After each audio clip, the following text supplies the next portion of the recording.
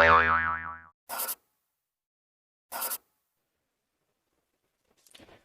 Sobat A Channel, kali ini kita bersama Bapak Dr. Suryanto SP MSI. Beliau adalah Wakil Rektor 2 Universitas Andi Jema yang membidangi keuangan. Sebelumnya juga sempat menjabat sebagai Wakil Dekan Fakultas Pertanian Universitas Andi Jema. Sebelumnya, terima kasih Pak sudah mau datang di acara AHA Podcast. Apa kabar Pak? Alhamdulillah sehat-sehat ya, kabar baik. Ya, terima Terima kasih Pak. kasih juga di atas undangannya uh, AHE Podcast untuk hadir di sini. Ya, terima kasih Pak. Eh, Langsung saja Pak. Bagaimana kejadiannya atau apa sebabnya sehingga mahasiswa Universitas Andi Jema kemarin demo dan sampai mendapatkan sanksi DO dari universitas? Oke. Iya. Ya, baik deh, terima kasih atas undangannya. Uh, Mengenai sanksi DOD itu sebenarnya suatu proses yang sangat panjang dan satu kejadian yang sama sekali tidak kita inginkan bersama. Uh, Bukan hanya pihak mahasiswa yang tidak menginginkan, tapi semua kita menginginkan hal itu tidak akan terjadi. Namun ini sudah terjadi, ya kita tidak bisa berbuat apa lagi, karena ini sudah terjadi. Namun kejadian ini sebenarnya dari serentetan peristiwa yang sangat panjang, diawali oleh demo mahasiswa di bulan April, tepatnya tidak salah di tanggal 17 April. Demo mahasiswa itu menuntut salah satunya adalah pengurangan BPP, kemudian apa? Banjir bandang.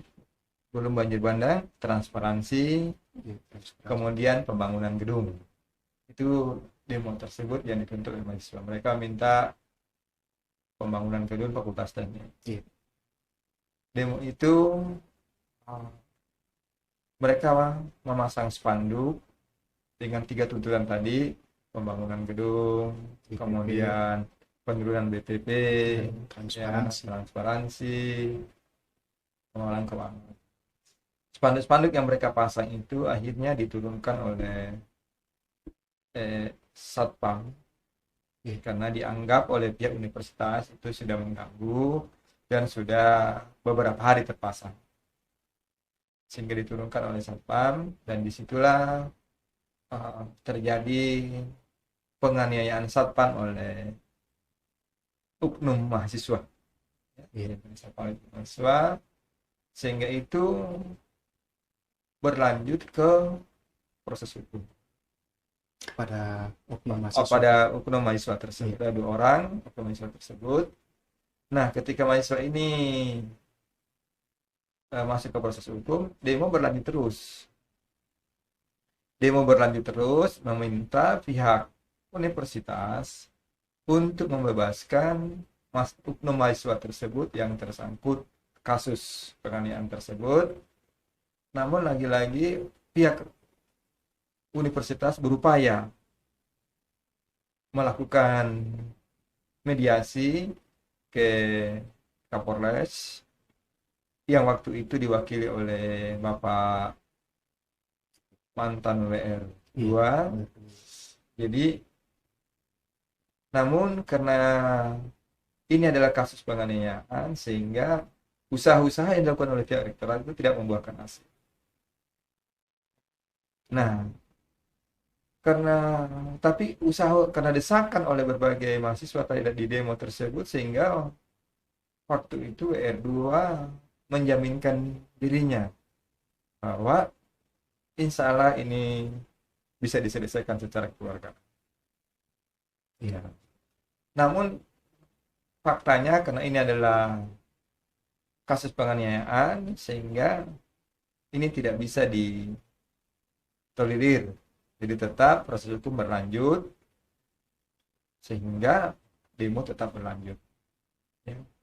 Namun waktu itu demonya agak meredah, ya. Namun di awal Mei, fakultas yang sama, ya, yaitu program studi teknik sipil, melakukan lagi unjuk rasa, demo di depan kampus dengan tuntutan yaitu Banjir. menambah Tuntutan yang belum kemarin. belum masuk ke banjir karena waktu itu belum banjir bandang, tetap pada tuntutan yang sama yaitu transparansi pembangunan gedung, kemudian penurunan BPP dengan ada tambahan satu yaitu turunkan WR Iya, WR2. 2. Mereka minta diturunkan karena mereka menganggap bahwa BR2 gagal memfasilitasi sehingga oknum mahasiswa tadi yang kena kasus tadi yang saya sebutkan tadi itu gagal difasilitasi sehingga proses hukum tetap berlanjut. Jadi proses Ya, hukum dua mahasiswa itu berlanjut terus. berlanjut waktu itu ya. Iya. Nah, sampai ke tingkat pengadilan bahkan sampai putus kurang lebih hukuman kurungan kurang lebih 3 bulan. Iya. Ya. Berlanjut itu sampai dengan tuntutan yang setelah demo di bulan 5 tadi berakhir, itu ada 2 hari tidak salah. Kemudian berlanjut lagi di bulan Juli dengan tuntutan, menambah tuntutan lagi. Di samping transparansi, penurunan BPP, kemudian turunkan WR 2, dan bebaskan SPP dampak banjir bandang karena waktu itu sudah ada mulai banjir bandang.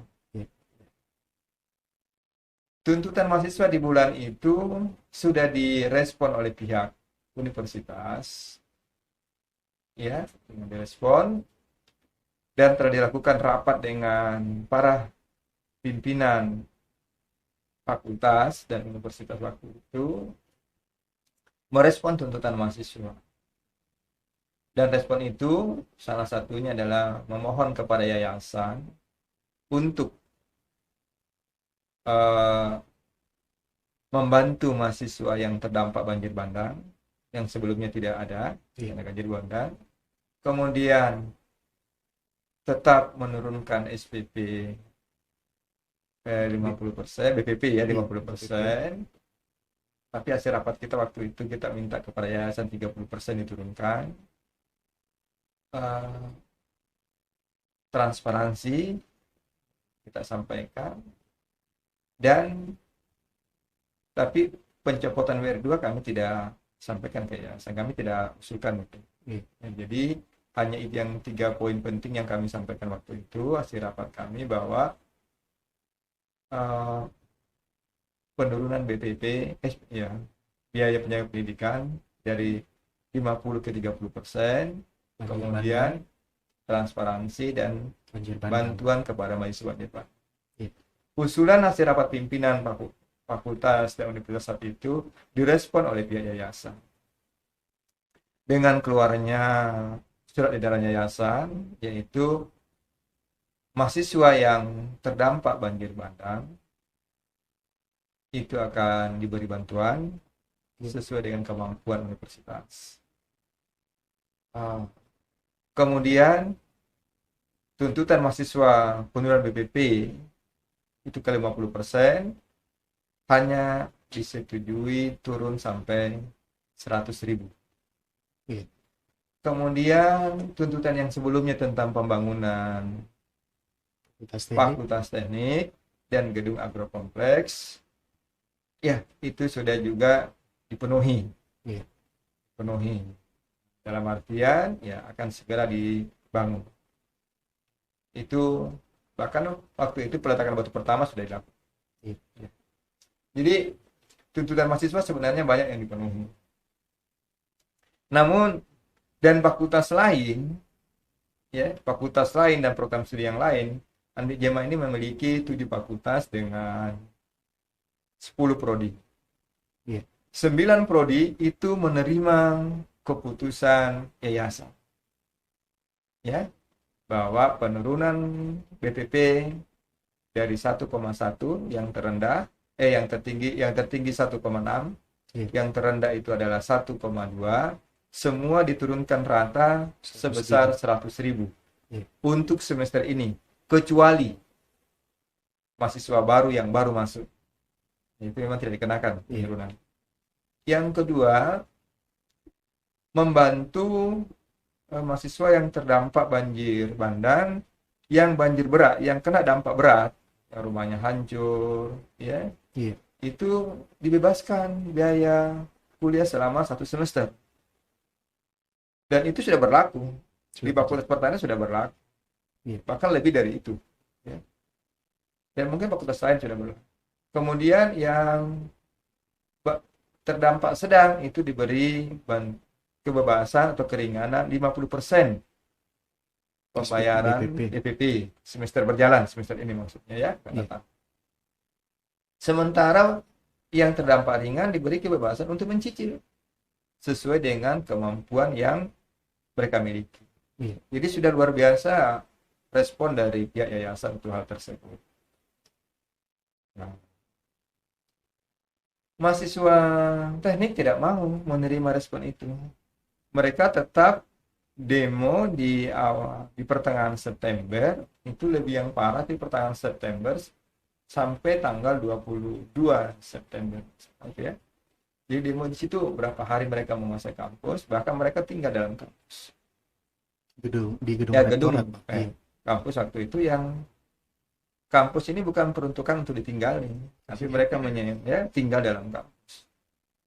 Sehingga demo mahasiswa ini betul-betul demo yang sangat luar biasa sepanjang sejarah di Jema, di mana mereka menguasai rektorat, tinggal di situ, bermalam di situ, sehingga aktivitas tidak terlumpuh total. Itu kurang lebih 1 bulan 3 hari. Ya. Jadi aktivitas rektorat itu sangat lumpuh. Inilah dalam sejarah di Jema yang kami rasakan selama saya ada di Jema, kurang lebih 22 tahun. Ya. Baru kali ini saya menemukan demo yang luar biasa. Pada hari Senin ya, sekitar tanggal 17 hari Selasa tanggal 15 nah salah. 15 ke 17 saya lupa tanggal September itu terjadi lagi demo di depan rektorat meminta kepada pihak universitas yaitu tadi menurunkan BPP 50%. Mereka tidak mau dengan turun 100.000. Ya, fakultas saya sudah terima itu. Kemudian mereka meminta universitas transparansi keuangan. Yang ketiga, meminta diturunkan WR 2. Demo di bulan September ini adalah juga dimotori oleh oknum mahasiswa yang sempat ditahan tadi, yang sudah keluar. Yang mereka terlibat di demo-demo itu. Ya. Sehingga demo ini terlanjut terus. Mereka tidak menyegel rektorat di hari Selasa. Di hari Rabu mereka juga tetap demo dan membakar ban di depan rektorat. Sehingga semua asap pembakaran ban itu masuk ke dalam rektorat. Sehingga dengan sangat terpaksa orang-orang di rektorat keluar semua. Karena tidak mampu bertahan dalam rektorat dalam kondisi asap seperti itu. Sehingga lumpuh waktu itu rektorat. Berlanjut hingga hari Kamis. Berlanjut hingga di hari Jumat. Hari Jumat itulah yang mulai agak tegang karena di hari Jumat itu mahasiswa fakultas program studi teknik ini bukan lagi menduduki rektorat, tapi mereka sudah mengganggu aktivitas fakultas lain, termasuk ekonomi. Salah satunya fakultas ekonomi yang mereka ganggu dan perpustakaan yang ganggu. Mereka suruh keluar dosennya, suruh keluar mahasiswanya, sudah keluar orang di perpustakaan, menutup pintu akses masuk ke rektorat dan fakultas ekonomi. Itu di hari Jumat. Kondisi itu membuat saya waktu itu sebagai komisi disiplin juga waktu itu, saya menemui mereka. Ya, saya menemui mereka. Mereka awalnya tidak mau kasih saya pintu masuk karena sudah digembok semuanya, disegel semua. Saya diteriaki, saya dilarang masuk. Dan waktu saya bilang bahwa saya ingin ketemu dengan jenderalmu, saya diizinkan masuk. Saya dialog sama mereka, saya sudah menyampaikan bahwa apalagi yang Anda mau tuntut. Pembangunan teknik sudah oke. Kontraktornya sudah ada. Ya. Pengawasnya sudah ada. Kontraktornya orang alumni mahasiswa teknik yang kita pakai. Pengawasnya juga mahasiswa teknik. Apanya lagi? Kontraktor pengawasnya, perencananya juga dari mahasiswa teknik kita pakai. Karena kita memang mengharapkan, jadi sudah dana sudah siapkan untuk itu. Saya bilang apa lagi? Yang kedua yang kau minta adalah tentang PPP banjir bandang sudah kita penuhi. iya. Apalagi? Mereka tetap menuntut 3, yaitu transparansi, penurunan BPP 50%, WR2. dan penurunan WR2. Saya bilang katakan tidak bisa kita penuhi semua tuntutan kamu. Ini tidak bisa, ini tidak rasional. Iya. Turun ke 50% itu kolap. Bahkan saya tantang mereka, tunjukkan saya perguruan tinggi mana di Indonesia yang bisa turun 50%. Tunjukkan saya. Apalagi kita swasta. Ya, apalagi kita swasta. Iya. Yang kedua, tunjukkan sama saya perguruan tinggi mana yang ada di Indonesia ini yang lebih murah BPP-nya dari kampus kami. Kampus kita, tunjukkan sama saya. Sudah murah, bisa dicicil. Ya. Ya, sudah murah bisa dicicil. Ya. Jadi tunjukkan. Mereka juga tidak mampu menunjukkan. Transparansi saya katakan, tunjukkan juga sama saya. Perguruan tinggi mana di Indonesia yang mengadakan transparansi kepada mahasiswa, yang bertanggung jawab kepada mahasiswa Ya, tidak tentang bisa. pengelolaan anggarannya. Tunjukkan sama saya. Kalau ada, Iya. kemungkinan juga yayasan akan mempertimbangkan. Mereka juga tidak mampu menunjukkan kepada kita. Saya mengatakan itu tidak mungkin dipenuhi. Kan 2 sudah dipenuhi. Iya. Turunkan WR2. Apa dasarnya? Anda minta WR2 turun. Ya, tidak ada dasar. Tidak mudah untuk menurunkan. Tapi mereka tidak mau mengerti. Akhirnya dialog kami di hari Jumat itu buntu. Menjelang salat Jumat, tidak ada keputusan. Saya katakan sama mereka, oke, kita lanjut dialog. Saya lanjut dialog jam 1 sampai menjelang jam 3. Jadi saya dialog itu hampir 4 jam. Ya. Di hampir jam 3 itu juga tidak ada jalan. Saya sudah memberikan penjelasan dengan beliau, dengan teman ini adik-adik mahasiswa. Mereka tidak mau. Mereka tetap mau pada ketiga-tiganya tuntutan dipenuhi. Tidak mau salah satunya. Nggak bisa. Nah, ini tidak bisa ya. Bahkan saya waktu itu sempat bilang sama mereka, begini saja deh, berhenti mau demo hari ini, kasih saya waktu 2 minggu, 1 minggu atau 2 minggu ke depan. Nah, waktu itu saya hari Jumat, kasih saya di minggu depan ini jangan ganggu saya. Minggu depannya insya Allah ada keputusan. Kalau sampai di hari minggu 1 minggu ke depan tidak ada keputusan, silakan demo kembali. Iya. Ya, yang jelas kau berhenti dulu demo. Ya, karena ini mengganggu aktivitas, mengganggu penerimaan mahasiswa baru, mengganggu pengurusan KRS, Visitasi juga. ya, mengganggu juga akan ada visitasi dari Senin. Fakultas Ekonomi. Saya bilang berhenti dulu. Iya. Kita gencatan senjata. Ya, kasih saya waktu untuk berbicara dengan pimpinan universitas mengenai apa yang Anda sampaikan. Itu hari mereka tidak mau, tetap mereka akan kalau tidak turun WR2 atau paling tidak ada juga yang mengatakan kalau WR2 datang kami bubar. Iya. Ya, ada juga mengatakan kalau WR2 datang kami bubar. Saya mengatakan oke, kalau itu yang penting kau bubar, nanti kita datangkan WR2. Yang penting kau bubar. Kalau mengenai penurunan, itu urusan yayasan, bukan urusan kami. Tapi kami akan sampaikan, ya. Kalau sampai 1 minggu tidak ada realisasi, Anda boleh lanjutkan. Iya. Ya, itu penyampaian saya terakhir dan kami sepakat dengan mereka. Pak, dia mengatakan kami akan tetap demo. Saya bilang oke, silakan Anda demo. Itu hak Anda. Tapi satu permintaan saya. Jangan mengganggu, mensegel rektorat. Iya. Ya, karena itu karena publik. Anda bisa kena sanksi. Baik secara hukum maupun secara akademik. Iya. Ya, saya sudah sampaikan. Kemudian jangan Anda mengganggu Fakultas Ekonomi yang akan visitasi di hari Senin. Ya, hari Senin itu tanggal 20, 21 kayak. Jangan mengganggu mereka. Ah, sepakat. Itu kita sepakat. Oke, Pak. Kami tidak akan mengganggu, kami juga tidak akan mensegel rektorat, karena rektorat rumah kami. Dia mengatakan rektorat rumah kami akan jaga. Iya. Saya bilang, oke, saya cungi jam pol 2. Oke, makasih. Kalau begitu, silakan Anda lanjutkan. Jangan mengganggu aktivitas penimba mahasiswa baru. Jangan mengganggu Fakultas Ekonomi. Oke, saya kasih jam pol 2 kepada mereka. Oke, kami salam-salaman. Saya tinggalkan. Jadi saya pikir sudah aman waktu itu hari Jumat. Ternyata di jam 4 sore, karena itu waktu rapat itu ada, waktu saya menghadapi mahasiswa, di lain pihak ada juga rapat pimpinan dengan Bapak Wakil Wali Kota, Iya.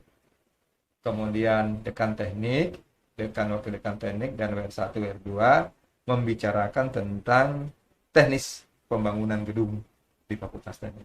Iya. Bersamaan waktu itu. Jadi dia membicarakan itu di Fakultas Teknik, dan saya menghadapi mahasiswa tadi di Fakultas Direktorat. Direktur. Saya mengatakan silakan Anda jalan di situ, saya juga di sini menghadapi mahasiswa. Iya. Saya pulang jam 3, hampir jam 3. Mereka rapat, para pimpinan tadi rapat di Fakultas Teknik, karena mereka tidak bisa rapat di Rektorat. Rektorat. Sana mereka rapat. Setelah mereka rapat di Fakultas Teknik, sudah diputuskan tentang bagaimana teknis pembangunan gedung, siapa pengawasnya apa, dan sebagainya. Kapan akan dimulai, sudah dibicarakan. Setelah rapat, para pimpinan fakultas tadi, dekan, wakil dekannya, para pimpinan universitas, wakil rektor, Iya. WR1, WR3, Iya. bahkan WR2 hadir. Dan Bapak Wakil Wali Kota menemui mahasiswa tersebut kurang lebih sekitar hampir jam 4 kayaknya. Iya. Menemui mereka di rektorat. Saya juga sudah senang karena ada bahasanya tadi mahasiswa, kalau ada WR2 mereka bubar. Iya. Jadi waktu itu saya bilang sama WR3, tolong bagaimana caramu, asal yang penting WR2 hadir di depan mahasiswa. Karena WR2 tidak mau hadir karena ya dipahami, karena yang dituntut mundur adalah WR2, masa mereka mau hadir. Ya, paham. Dia datang di sana. Pembicaraan mereka, saya pikir mereka sudah ketemu, sudah ada WR2, sudah ada semua WR, ada Bapak Wali Kota, mereka ya saya pikir sudah selesai. Karena Pak Wali Kota mengajak mereka untuk makan malam di rumahnya Pak Wakil ya. Iya. Mereka jadi pikir demo itu sudah tidak ada di hari Senin, sudah selesai. Iya. Kenapa lagi? Pimpinan sudah menemui mereka. Wakil Rektor 2 sudah menemui mereka. Ya, Pak Wakil Wali Kota sudah menemui. Pak Rektor tidak bisa temui karena mereka dari Makassar dan dalam kondisi kurang sehat. Iya. Ya. Jadi selesai itu.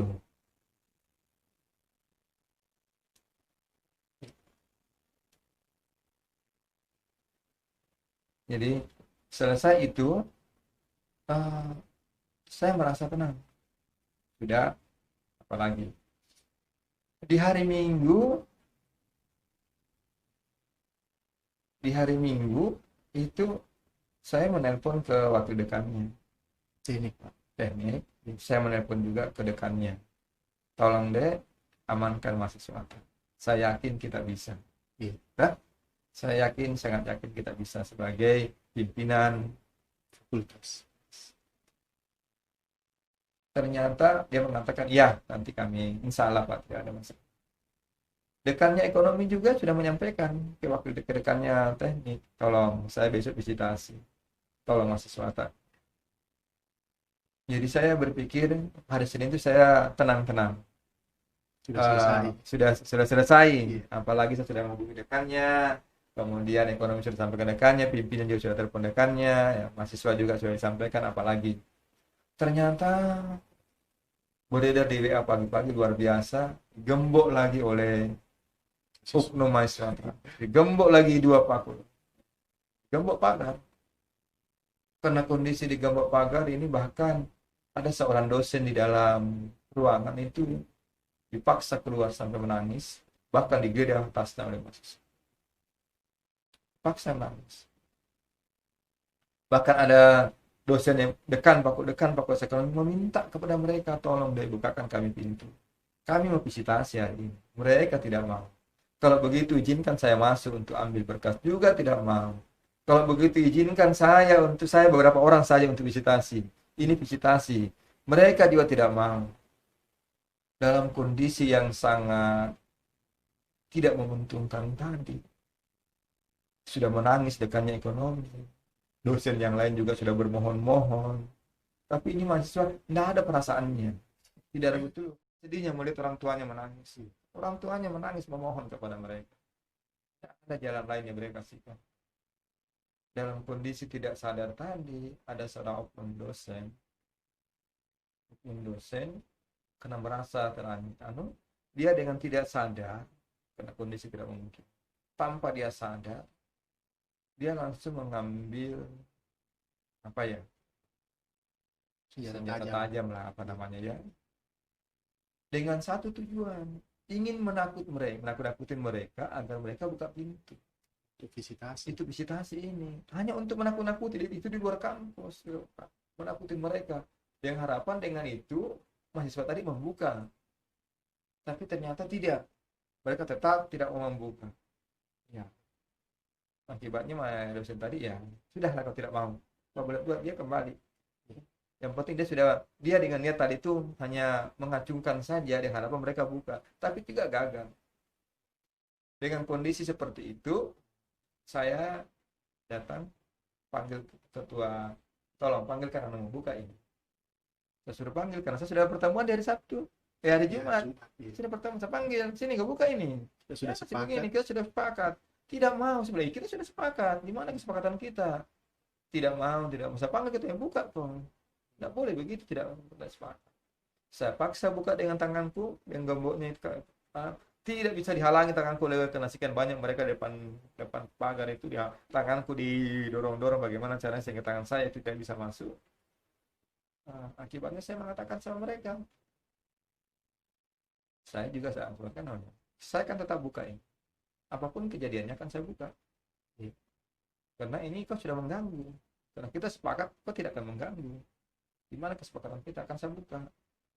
Akhirnya kami berkoordinasi dengan pihak keamanan, berkoordinasi dengan teman-teman, akhirnya kita buka dengan cara paksa. Terbuka lagi dengan cara paksa, terjadilah gesekan sedikit antara semua dosen, semua staf dengan mahasiswa. Sebelum itu pun, sebelum saya buka paksa pun, kami sudah sampaikan, tolong dek buka, nanti kita bicara baik-baik, tolong dek buka. Sudah permohonan minta tolong, Bapak WR1 sudah berkali-kali, tolong buka. Jadi tidak ada jalan lain. Sudah disampaikan ada sanksi nanti. Iya. Terjadilah gesekan, akhirnya dibuka secara paksa. Kita tidak bisa, ya, karena jumlah namanya mahasiswa ya, kita tetap tidak bisa menguasai rektorat. Mereka menguasai rektorat, kami dialog sama mereka tetap pada 3 tuntutan. Akhirnya kami istirahat, sore kita coba lagi dialog, tetap pada 3 tuntutan. Menjelang asar kita coba lagi dialog, tetap pada tuntutan. Ya, kemudian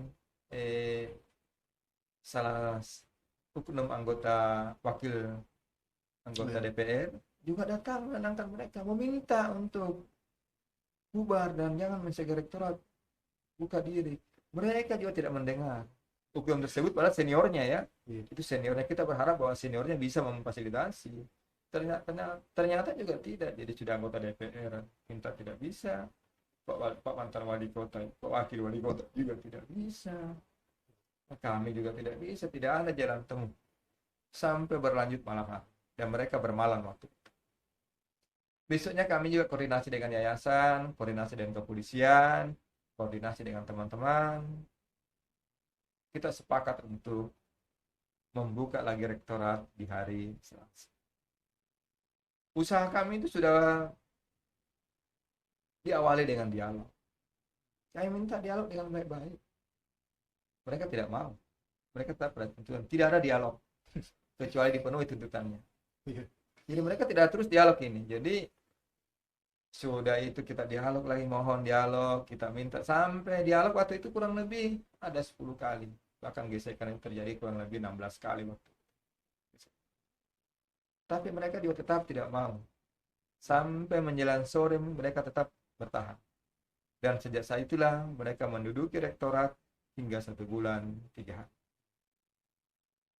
Dengan kondisi tadi, melihat kondisi tadi, tidak ada jalan lain. Dengan dialog kami sudah sampaikan, Anda akan dapat sanksi. Iya. Baik sanksi secara hukum maupun Anda bisa dapat sanksi secara akademik. Tapi kami ini menyadari bahwa mereka adalah anak-anak kita. Kami mencoba dialog di hari berikutnya, minta untuk tapi juga tidak bisa. Jadi mereka tetap jadi bagaimana ya?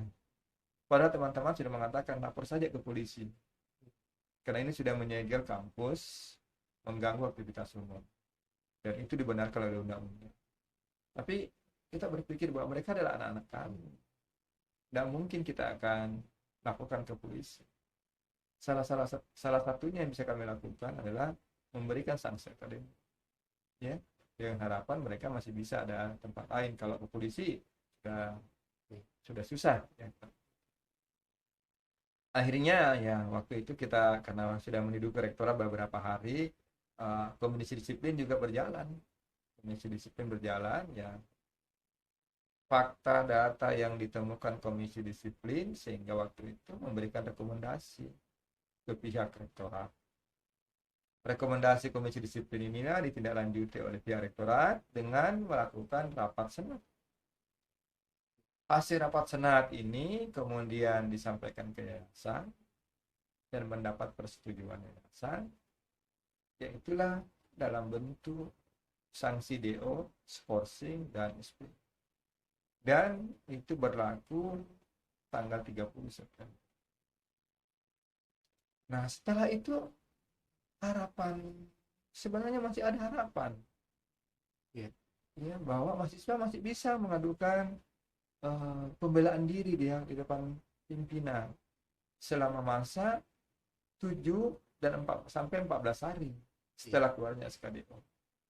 Tapi apakah mereka lakukan itu? Tidak. Apakah mereka menghadap? Tidak. Justru mereka semakin menjadi-jadi dengan mensegel fakultas lain.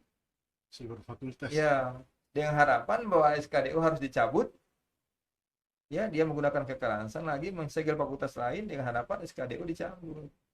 Coba kalau mereka datang dengan cara yang sopan, mereka mendatangi kita, mungkin minta maaf. Oke lah, nggak usah minta maaf kalau Anda merasa tidak salah, Anda merasa hebat. Tapi paling tidak Anda datang sebagai anak orang tua, kenapa saya pertanyakan?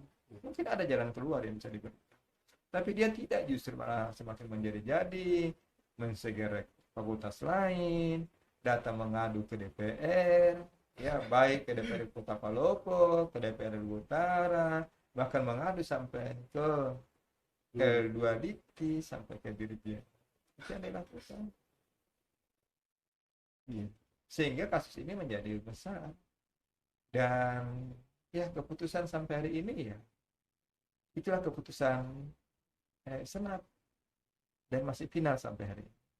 Dan keputusan yang terbaik. Ya, dan itu dianggap bahwa itulah keputusan yang terbaik. Ini sudah menjadi andai kata nasi sudah menjadi bubur. Ya, ini menjadi pelajaran kita bersama. Tidak ada orang tua yang ingin mensengsarakan anak. Tapi itulah jalan yang terbaik dilakukan.